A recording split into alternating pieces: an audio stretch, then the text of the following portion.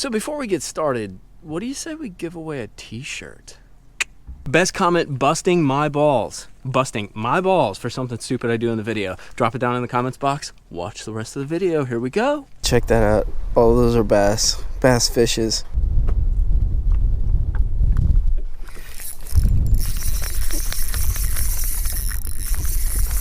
That feels like a big one.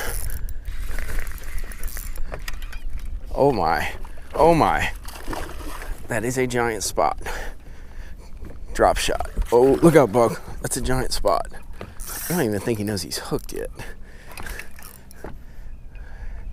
And there's like 4 of them down there, guys.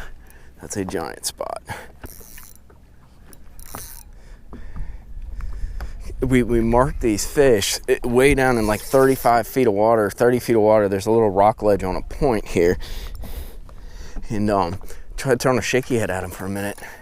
And ended up pulling out this, whoa, that's a big one. Pulled out this drop shot because I didn't feel like I was hitting the spot. The wind's actually blowing really hard. And I didn't feel like I was hitting right where we marked them. And I think we hit them where we marked them now. How about that chunk of lunker? Dude, and she wasn't coming off. That is an absolute Smith Lake stud. Dude, that is probably one of the biggest spots I have ever freaking caught. Dude, we're in that transition, summer to fall. Let me get her released, dude. I'll show you what we caught her on real quick. God, that's a beautiful fish. Go back down there. Go back down. Go back down. Pink worm. I mean, of course, right? But pink worm on a drop shot. That rig right there, if we can follow it. I'm gonna have to put a new bait on. But basically what we're doing is, you know, we're in that fall transition and there's fish that are still out in the summer pattern, still out deep. There's fish that are moving into the creeks. We're on the main lake right now. Caught her off a point. You can see right behind me, that's a hazard buoy. It means there's rocks down there. Marked a few fish down on the bottom. We're actually playing the wind as well. You can probably hear it in the microphone a little. Wind's blowing right up this point.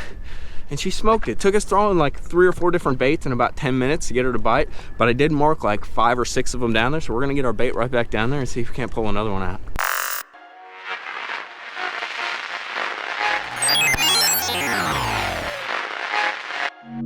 Welcome to literally the last day of summer.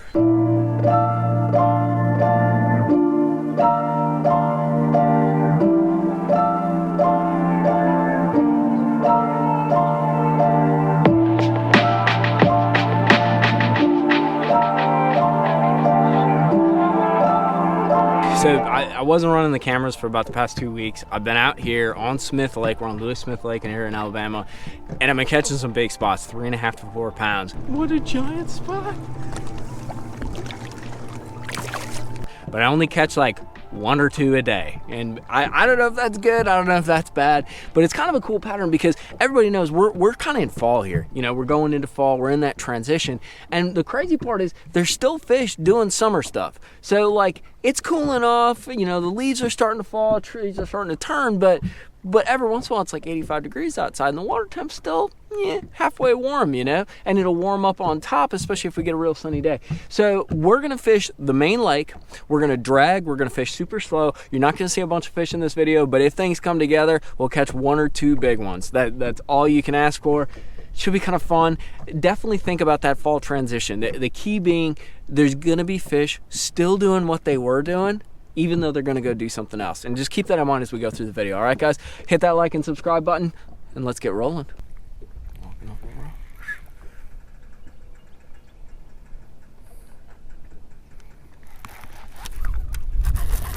Fish on.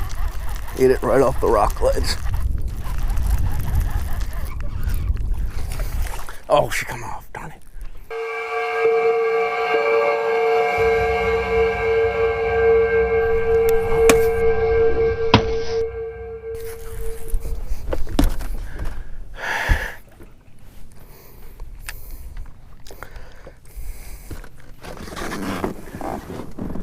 How stupid can you be? I totally freaking smashed my graph. I'm like literally about to cry.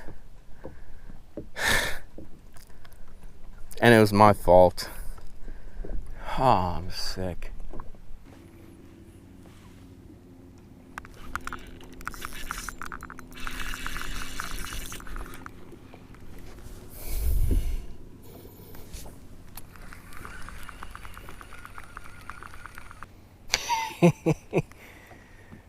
It's not your day, it's not your day, dude.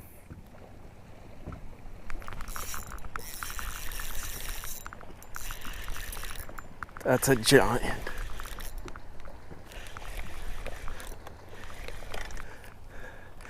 Oh my God, oh my God. Dude, and I just broke off like another one like this. Holy Jesus.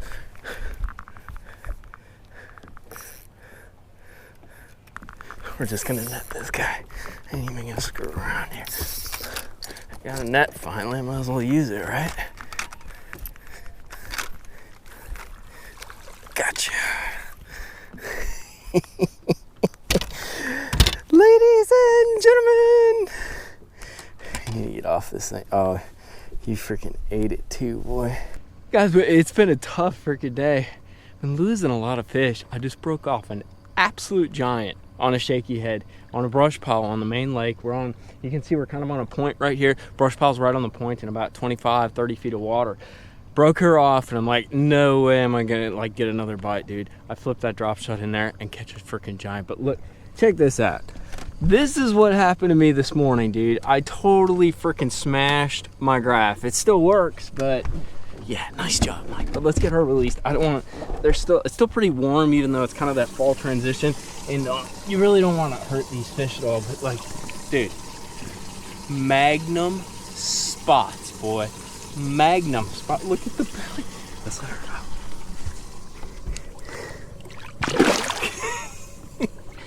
What happened on that balls, boy? You can still target fish that are in like a summer mode. Not gonna catch a lot of them, but there tends to be some big ones kind of laying around. They're usually that they go earlier to the next seasonal pattern, but sometimes there'll be those stragglers, dude. And I'd say the past like month, I haven't caught a lot of spots, but I've caught like 4 or 5 like that. And that's a big spot, dude. So it's kind of an interesting pattern. It's sort of that trail off of summer, still fishing the main lake, still fishing deep, still just kind of fishing slow and picking things apart. There's a lot of schoolies. There's a lot of other things going on, but that seems to be where the big ones are. How you like that? So what are we using to target these magnum spots? You know, it's pretty standard, simple stuff, and it's kind of stuff, it's like catch them anywhere kind of stuff. I got a 6-inch roboworm. You guys have seen this in the Tackle Warehouse unboxings. What color is this? This is Watermelon Magic. Any of the ones with some green and some brown in them, excuse me, it's a little warm out here. Any ones with the green and the brown are pretty viable. I bite the tip off so it's a little bit flat, and I use the Gambler Giggy head right here. It's a screw lock. So here's the deal. A lot of people don't like the screw locks because you don't get as good of a hookup ratio. JT was even telling me that.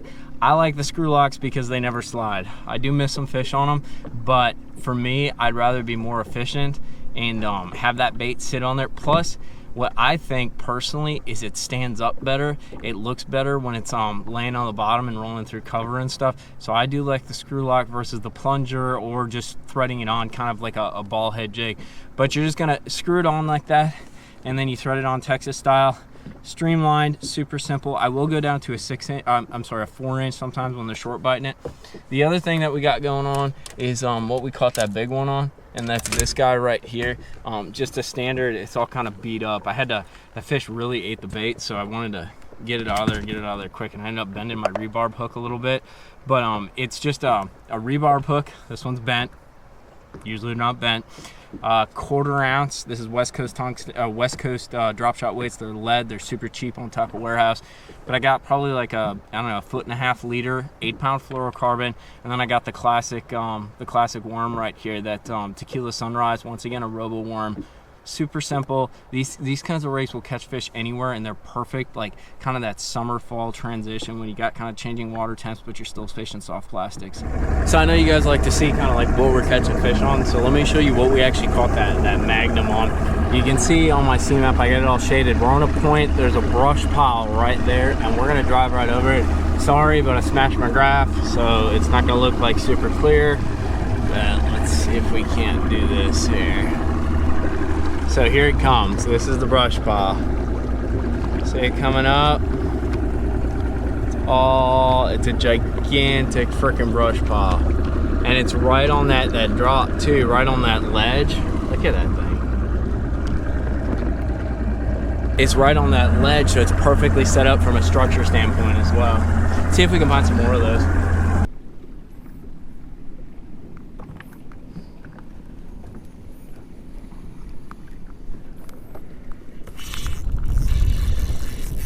That's a big one.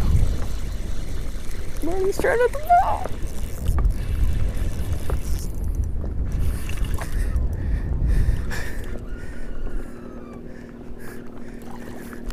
Solid. Solid. Let's use this net again. Come here.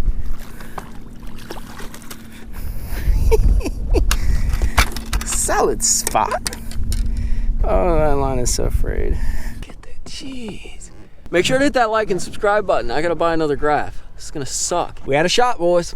We caught one mondo. I think I might have showed you another video of like another big one that we caught that I got on video, but we broke off another mondo.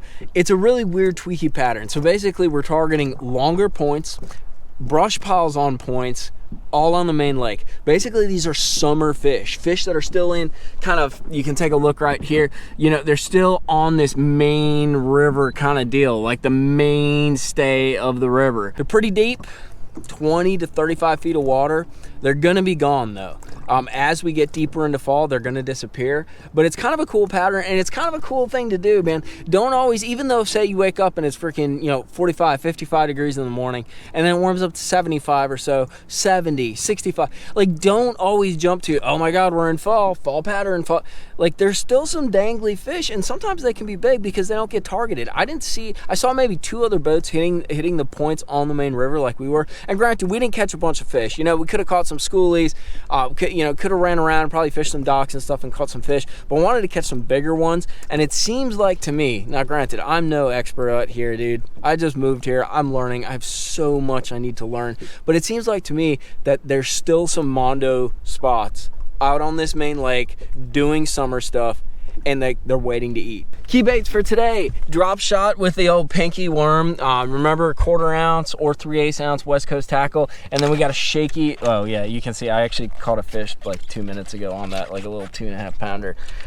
Shaky head, it's a 1/4 ounce giggy head. I do prefer that screw lock. We got a robo worm on there. 2 rigs you can't go wrong with. You know, fish always bite them, and you can catch big ones, and it fishes through this. If you guys got rocky cover, gravel, or if there's a little bit of brush, a little bit of sticks in the water, you know, they're weedless or stangless rigs, so they fish through that cover pretty cleanly. And you can also fish them deep, you can fish them shallow. I can throw that shaky head in 1.5 feet of water. I can throw it in 35 feet of water. So it's real versatile. Not a super fast way to fish, but we had to fish slow to get even the bites that we got.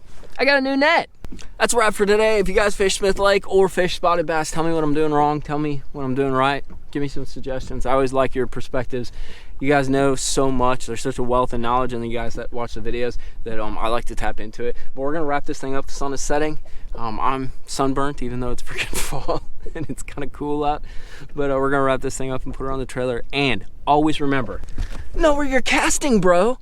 It's like a $3,000 mistake. We're out.